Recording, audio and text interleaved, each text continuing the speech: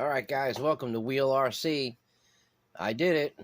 I built me a Yokomo YD-2S. Yep, I got her built. She's ready. I guess we'll do the this is like the unveiling of the chassis. Let me say one thing. I really did enjoy building it. It was a great build, and there she is. So we got her built out. This I think I've probably got about 9 hours into this. Took me a couple evenings after work and just kind of chilling out and building it. It went together rather well. Some challenging parts, and we're going to take a look at the manual here in a second. But we can just get a check out. I'll move it a little bit closer, get a good look at it so everybody can get a good look.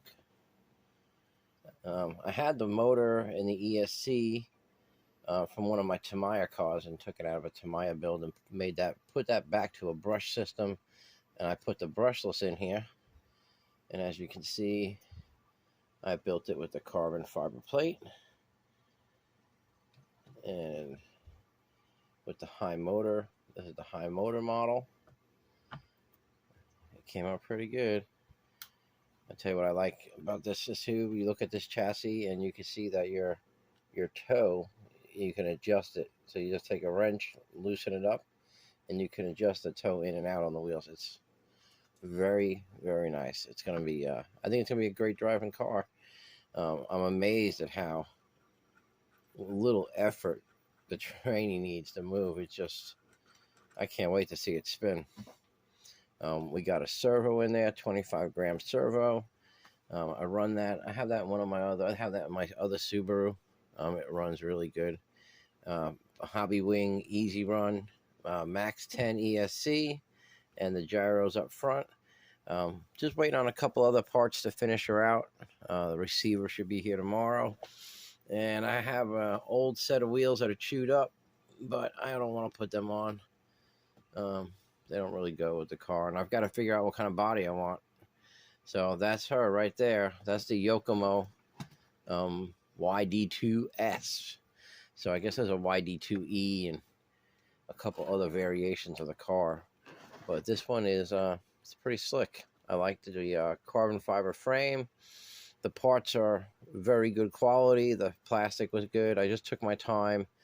You really want to make sure you take a razor blade to all the parts and clean up the edges.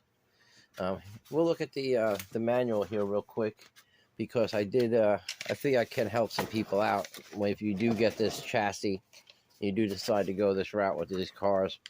So we'll just take a quick look at the manual. Bum, bum, bum. So one thing you will notice upon getting your kit is that there is no instructions to put the chassis together. If you want the carbon fiber, there's no instructions how it goes together. So just make sure when you mount the rug rail on the carbon fiber frame, that you put the honeycomb part up, and that it has like a little lip that it covers the carbon fiber. So that is one little tip right there. The other tip here, so when you do your screws, when you unpack your box and you get all the box of screws out, you're going to see here that you got number 1, and it's going to give you this number 4, number 6, M310, M35, and then you got to go to this page and find your M310 and your M35 and go to that corresponding bag. So if you need an M35 and an M310, you're going to bag 1 and bag 2. So just watch that as you go through the book. All these different screws are going to be in different bags. There isn't just one bag that's a chassis bag or one bag that's a steering bag. There's 20 bags of screws, and there's a chance you'll be in 6 of them at a time. So watch your screws. Be careful of your screws. The other thing is with these, the torsion bars that hold the sway arms on. So they're 2 different sizes, front and back. Make sure you watch those. And the back actually has 2 different sizes. Now I think the front's the same size twice, but just watch your sizes. There's a millimeter, there's a call out number on each one of them. Moving through the manual. So yeah, in the first couple pages, there's a lot, right? I mean, there's a lot. When you do these when you do, I use a pair of dial calipers to measure these and set all these, but one side is reverse threaded. That's probably good to know. The oil. So when you take this apart, everything's in there in the diff. You just got to take it apart and fill it with oil. It wasn't too bad. Just be careful with the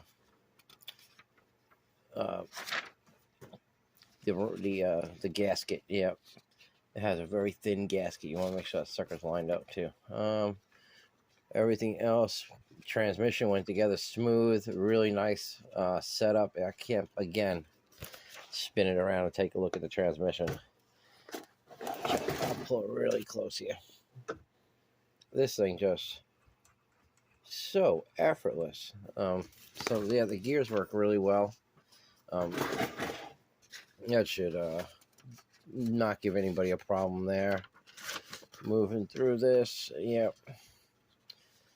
Everything here went together really well too. You just got to look at it.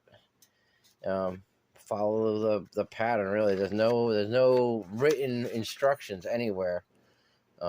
Again, when you go through these bags, some of these bags, as you get down into some of this stuff, you'll open up the bag of parts and there'll be a bag of screws in there in addition to these screws. So again, watch your hardware, watch your directions. Some of this stuff, the parts are directional, so make sure that you're orientating your parts correctly. And like with these little horns, like there's actually one that looks like this and one that looks like that, and you got to make sure you got the right one, or it won't snap on or won't go together right. It did go together rather smoothly. I just, again, took my time with it, and not having being able to read a set of instructions and having to interpret the pictures. I think I did pretty well. Nothing crazy on this page.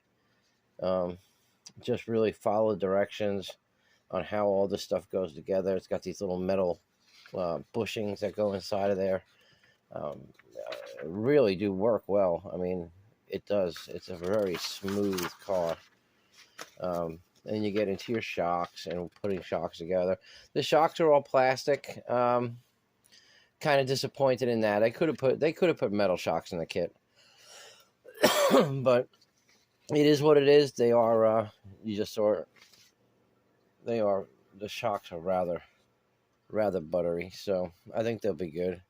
And they're adjustable, and I think I put it comes with shock oil. I had some too, but I used theirs. I used the 200 weight oil that they sent. It seemed nice and soft. So, and almost at the end, and that's about it, really.